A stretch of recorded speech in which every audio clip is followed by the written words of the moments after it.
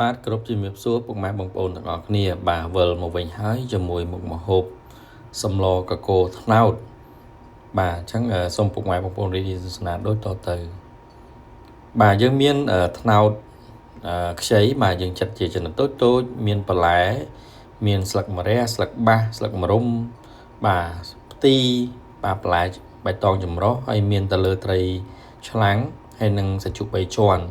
ហើយនឹងស្បែកជ្រូកហើយសម្រាប់គ្រឿងពុកម៉ែបងប្អូនអាចក្លុកក៏បានបុកក៏បានដែរហើយមានជាមួយនឹងខ្ទិះដូងបាទខ្ទិះដូងយើងយកខ្ទិះដើមខ្ទិះចុងដាក់លាយគ្នាមកមានទឹកត្រីបាទមានទៅលើអង្ករលីងបាទស្ករសប្រេងខ្យងម្សៅស៊ុបរ៉ូឌីប៊ីចេងបាទ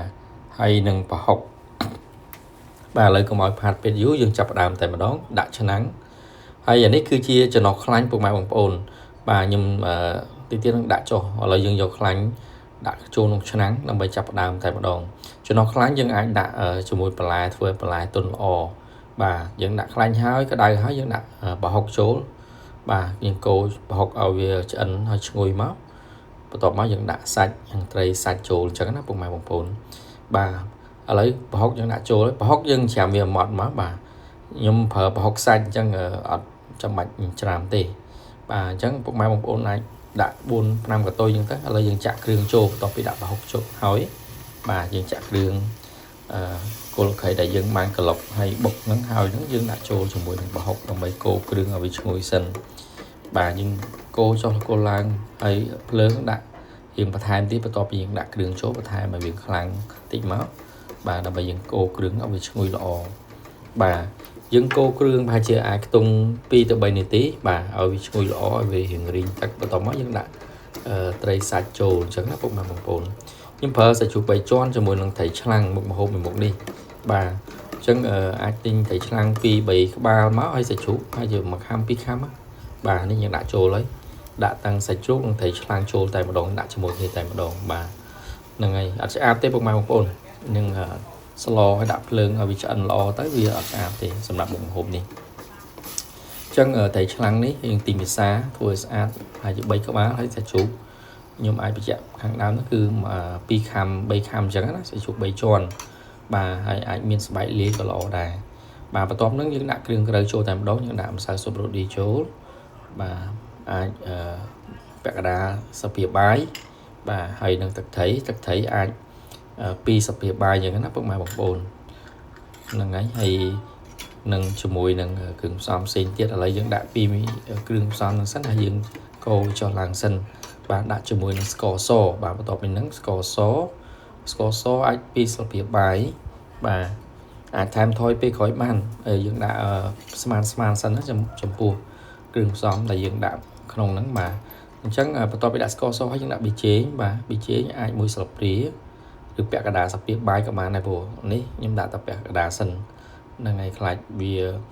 យើងភ្លាវអីចឹងណាពុកម៉ែបងប្អូនយើងភ្លក់មើលពេលក្រោយបាទបន្ទាប់ពីដាក់គ្រឿងផ្សំហើយយើងកូរវាអាចខ្លោចខាងក្រោមអញ្ចឹងកូរហើយបន្ថយភ្លើងរឹមសិនពុកម៉ែបងប្អូនបន្ទាប់ពីហ្នឹងយើងធ្វើការចាក់ខ្ទិះដូងចូលបាទខ្ទិះដើមនិងខ្ទិះចុងហ្នឹងបាទជាមួយគ្នាយើងលាយគ្នាមកបាទស្លមុខម្ហូបនេះបន្ថែមខ្ទិះដូងគឺមានរសជាតិកាន់តែឆ្ងាញ់បាទវាលួចទៅលើគ្រឿងផ្សំផ្សេងទៅប៉ុន្តែបន្ថែមរសជាតិខ្ទិះដូងទៀត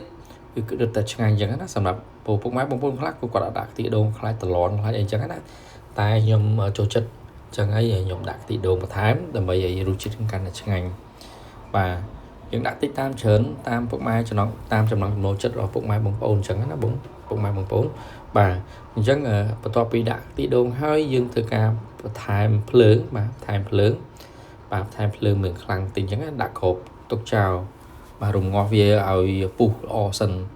បានយើងធ្វើការដាក់បន្លែចូលតាមក្រោយឥឡូវនេះគឺថាពុះល្អហើយសមល្មមហើយអញ្ចឹងយើងដាក់ត្នោតចូលមុនព្រោះត្នោតវាងាយទុនផុយល្អបាទនេះឃើញទឹកចេញពីត្នោតហ្នឹងខ្ចីល្អខ្ចីឡើងលវក់បាទត្នោតខ្ចី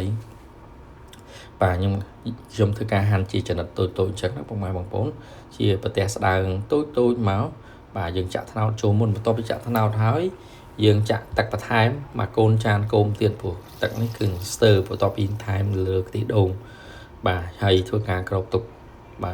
xa tiết bạn dân ai đã từ lỡ bài tông nhưng đã tầm mà play đấy vì hồi hay vì chẳng lõ ấy bộ